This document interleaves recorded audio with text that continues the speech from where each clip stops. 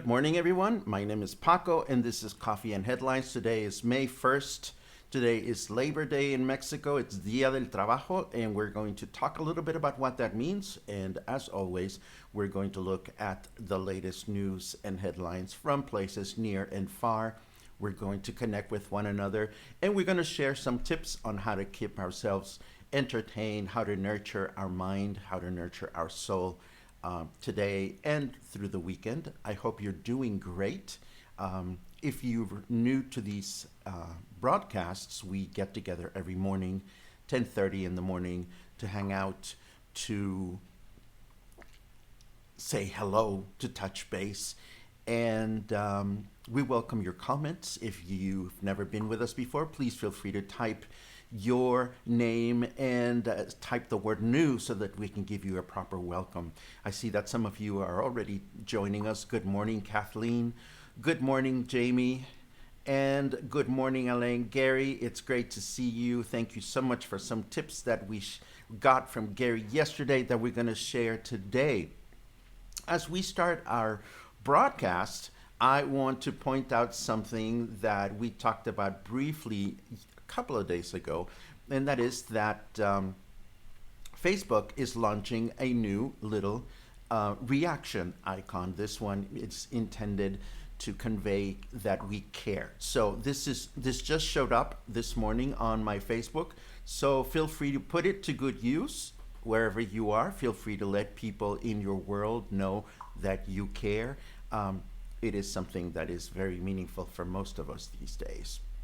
Let's take a quick look at our headlines because we got quite a few of them. For starters, let's take a look at what this day of Día del Trabajo means. Well, for starters, it means that on top of all the businesses that are not open right now, of course, banks are closed today, official businesses are closed today.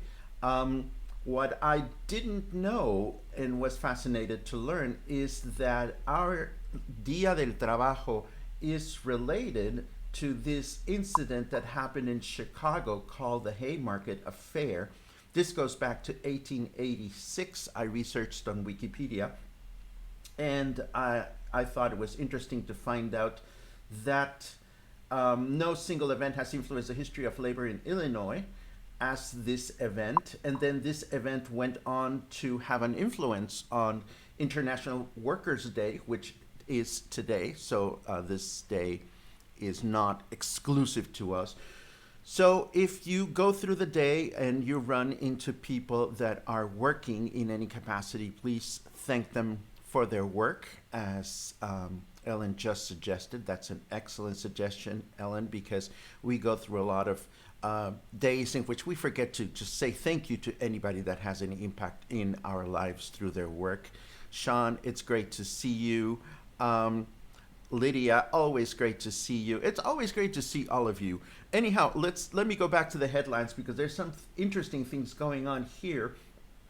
Back to COVID-19, of course. Hugo Lopez Gatell has just indicated that for Mexico, the most critical day in the pandemic will be May 6th, because it is by May 6th that if we've done our homework, all the number of cases is going to start to decrease. And what I mean by if we've done our homework, if we've stayed at home, if we've followed safe distancing guidelines, if we've worn our face mask and so forth and so on. It is interesting to note that we started with the stay at home campaign on the 1st of April. We started broadcasting Coffee and Headlines on the last day of March, so we've been around for a month. I'm pretty happy too. So we are going to keep our eyes open to see what unfolds on May the 6th. And we have already announced that for the state of Jalisco, for our state, it is May the 15th when our governor is going to make major announcements as to what happens next. May the 15th is not the day in which the pandemic is over. It is the day in which the governor announces which businesses are going to continue to remain closed and which businesses are going to be allowed to open. So we're going to keep our fingers crossed and hope that by doing our part, we're going to see the beginning of a transition to whatever the new normal happens to be. There's a couple of newspapers covering this. Excelsior is also covering it, and I'm going to share both links with you. I know they're in Spanish, which is why we have a little bit of a translation going on here. We also learned that locally, we have 53 cases, but it's interesting to also notice that not all of them are symptomatic. And there are 27 people in Puerto Vallarta that have already recovered from COVID-19. So it is something to be concerned about, but it is also nice to know that a lot of people that are infected are starting to recover. And this is, of course, very, very encouraging. I also heard from Bill Gates, of course. Imagine Bill Gates calling me. I didn't hear from Bill Gates. I read that Bill Gates thinks there are 8 to 10 promising coronavirus vaccine candidates, and one could be ready in as little as 9 months. He gave a recent article to Reuters, and the article's available on Yahoo News. There's 8 to 10 candidates for a coronavirus vaccine. He believes that it will take 18 months to develop a vaccine, though he says it could come as soon as nine months or take as long as 2 years. Again, any kind of development does not change our condition overnight, but it is comforting to know that some of the people that have been spearheading this movement are finding a light at the end of the tunnel. And it is important to remember that Bill Gates has been fearing this pandemic for several years. He has not forecasted it, but he was asked in an interview a few years ago, what is your biggest fear in terms of the well-being of our planet? And he said at the time, it is a pandemic. So let's hope for the best. We continue to report on Paul Crist's wonderful GoFundMe campaign to supply families with much needed nourishment, and he is up to $10,789 from short of his $15,000 goal. He's getting close to it. But I also heard from another campaign yesterday. I don't know if this is the one that is being organized by Reinas Bar, but somebody mentioned this yesterday, and I got the link for this other relief fundraiser for LGBTQIA staff in Puerto Vallarta. It is another way in which we can all contribute. This one also has a $10,000 goal. Paul Crist's campaign now has a $15,000 goal. It started at $10,000. This one has raised 7,790 pesos, which is really awesome. I'm sorry, dollars. And it has a good breakdown of what each kind of support package or each despensa includes. So it's nice to see that there are many ways in which we can help. There are many ways in which we can transform our surroundings and be part of the solution in our community. I think this is absolutely wonderful, and I wish both campaigns the very best. Let's catch up with you guys again. Sue Pearson, good morning. Momo, it's great to see you. Rita, as always, great to see you. Christ, it's good to see you too. Patricia, is it Christ or is it Crist? I don't want to mess up your name because I know that my friend Paul's last name is Crist, and I don't know if I am saying your name properly, Christ or Crist. Please let me know so that I don't mess it up when we meet in person, and I certainly look forward to that happening at some point. Moving on with other headlines, it's nice to report that there's a bunch of interesting live streaming options this weekend, starting with a huge event, a 24-hour event that Oprah Winfrey is going to be heading. This is going to feature Oprah Winfrey, President George W. Bush, Julia Roberts, Yo-Yo Ma, Jennifer Garner, and a number of other important movers, shakers, and thinkers of the world. This is going to be broadcast through Facebook Instagram, YouTube, and Twitter. And there's a website called The Call to Unite. And this starts tonight at 8 o'clock at night. There's another show called COVID is No Joke, which is a benefit presented by a number of comedians. This is also going to be available online on YouTube. This is going to be available at the COVID No Joke is No Joke website. And there are many other options reported by the New York Times. Sting is going to perform from his own house. There is something called Dracula But Funny. This is a new podcast which premiered this morning. So there's no shortage of options for us to keep ourselves entertained. One of you was so kind enough to send me yesterday this beautiful link of the most beautiful flower garden in the world has no visitors for the first time in 71 years. And this photographer got to photograph it.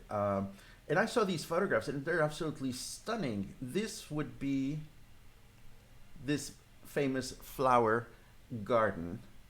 Imagine having the privilege of walking through this place without being distracted by other people.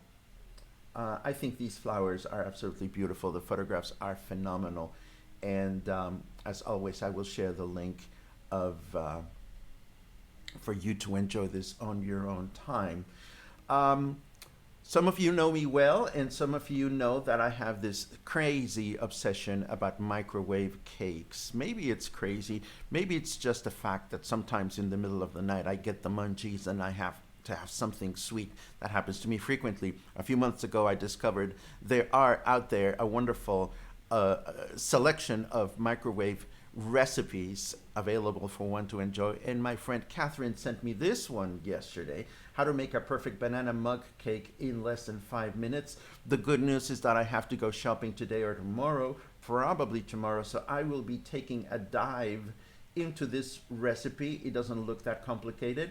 What kind of cakes, what kind of sweets are you making at home? I really wish you would share some photos and recipes with me, because what happens with the cooking, and this is one of the things that I discovered about staying at home, I enjoy cooking for myself, and I've been used to doing this for the longest times. But ever since we started staying at home, I find that a lot of times, as much as I enjoy what I eat, I tend to gravitate to the same kinds of flavors, as I am sure you do too. So when I find other recipes online that are unusual to what I'm used to cooking on a daily basis, it almost feels like I'm going out to a restaurant. It almost feels wonderful to see some new flavors come out of my own kitchen. This happened to me recently with this curry recipe that I shared with you a couple of weeks ago. So if you find really awesome cooking recipes, simple stuff, I'm not a fancy cook, and if you want to share them with the rest of us, that would be absolutely terrific. So meanwhile, we're going to have a little bit of an adventure here, which I'm very much looking forward to. I also want to show you something that I think is really wonderful. You know, wonderful things happen all around us. I mean, wonderful things happen in my bed when I wake up every morning and I look to the far corner and I see my kitty cat there. I mean, that's wonderful. But somehow we are also drawn to wonderful things that happen to famous people. And why are we drawn to those? Well, I don't know. But it just happens that I learned that Anderson Cooper is a father. And he announced it on air. And I thought it was absolutely endearing. We know that Anderson Cooper is openly gay. And he announced that just this week. His surrogate gave birth to a beautiful baby, and he shared the news online, and I'm going to share the link to this with you because I thought it was just a super sweet piece of news, and I think we all need some good news from time to time. Let's see. Oh, this is good to know. Paul tells us that his distribution is already on the go. Crist Thomas, so nice to say your name the way I'm supposed to say it. I will keep that in mind when I meet you, and I sure hope that'll happen at some point in the future. Paul says that is the same despensa from Fruteria Montero. Um, this is great. Crist, Paul Crist. Oh dear. Okay, so let's all get together and drink wine. Paul Chris, Paul, and myself, and anybody else that wants to drink wine with us is welcome. Um, Great comments coming from you. Little Debbie snack cakes, of course, those are great. Banana nut bread, Sue Pearson. I would love to see your recipe for banana nut bread. Um, Kathleen, if you're making stuff and you're taking photographs, um, let me know. I never froze my bananas. It's good to know that you can freeze bananas. I never knew you could do that. Let's see. I have an interesting report today on piano music that I want to share with you now. Are you ready for some leisure stuff? I sure hope so. Let me point you to, oh, Chris says tamale pie. I saw your photographs of tamale pie a couple of days ago, and that looked really ambitious to me. I'd like to know how that turned out. Okay, moving right along. Let me do a trip back in time to my youth. It was 1977, and this album by the American rock band Styx was played on my record player over and over and over. There was a great song that came out of this album, and it was called Fooling Yourself. And maybe you will remember it, maybe you won't. What I thought was amazing about the album is that it included both some really rocky tunes, but then it also included some pop songs. And this was largely due to the two frontmen. That's Tommy Shaw on the left and Dennis DeYoung on the right. Now, Tommy Shaw was the big rocker personality of the band, whereas Dennis DeYoung was a more of a lyrical pop minded piano player. And what made the band successful would eventually be part of their demise as they continued to do well. I mean, for example, Styx Grand Illusion went triple platinum, and which means that they sold a ton of records. But half of the band wanted to go rock, half of the band wanted to go pop. And in fact, by the time the band released Paradise Theater in 1980, they had already parted.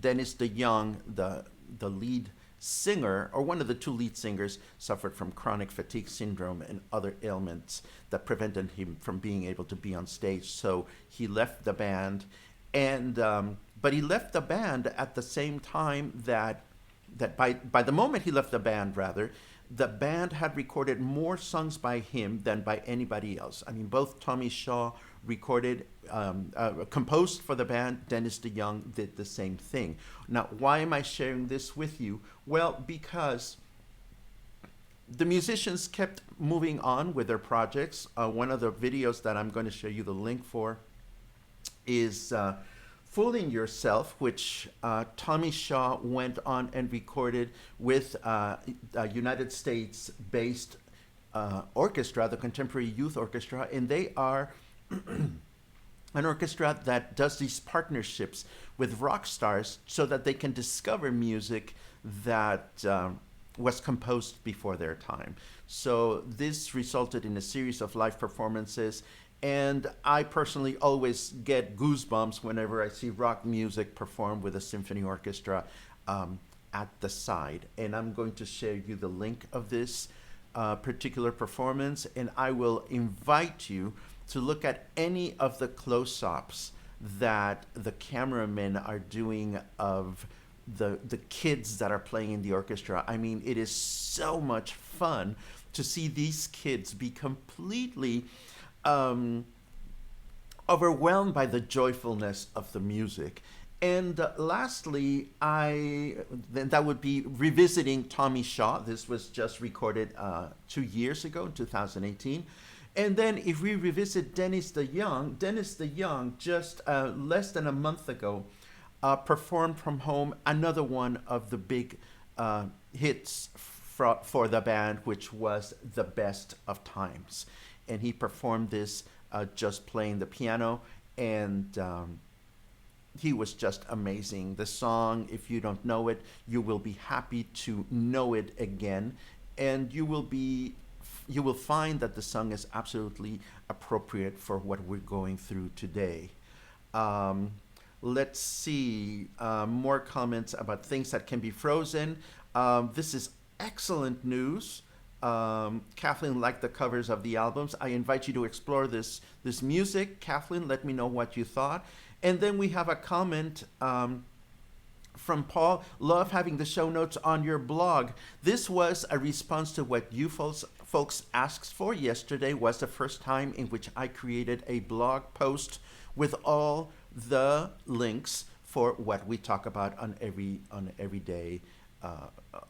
everyday basis. So if there's anything else that we can do to help you connect better with all these news, all these opportunities to learn something new about the world or music or history, by all means, let me know. Ultimately, what matters the most to me is that we can walk together through these experiences, that we have the opportunity to talk about them here as much as possible. Oh, and I have something new. I figured as long as we're doing this and the weather is starting to change, guess what? We have weather. I was lying in bed last night and I was thinking to myself, well, what else is missing here? Well, I thought the weather. I mean, the weather is pretty lovely right now and it's bound to stay lovely for some time. But pretty soon, and you know that because we live here, we are going to start seeing an increase in humidity. We're going to start seeing an increase in rain. So as long as this is starting to come back to us, I'll do my best to keep us all informed with what's going on with the weather. I see somebody asking about my website. Well, I can tell you that my website is right here. It is paco-ojeda.com. I will put the link in the show notes as I always do. This is a website that started this particular project. I started writing news and stories that would be of interest to you, the local English-speaking Puerto Vallarta community. And although it's been challenging in the last few weeks to write about wonderful things about Puerto Vallarta because we cannot even go out there and enjoy them, I still produce the website, of course. The website is repurposed with a weekly newsletter, which you get on your mailbox every Sunday. You can sign up for free. And essentially what it is, you don't have to go visit the website every day to go and enjoy these articles which come to your mailbox at the end of the week. And that's our news for today. That's our headlines for today. I hope you all have an excellent weekend. I hope you'll stay safe. I hope you'll stay healthy. And I hope you will use that new reaction icon that Facebook has put in our browsers. Think of people that you haven't reached out to and just send them a quick note. Let them know that you care. We all welcome getting those kinds of messages. And I will see you again tomorrow morning. Have a fantastic day.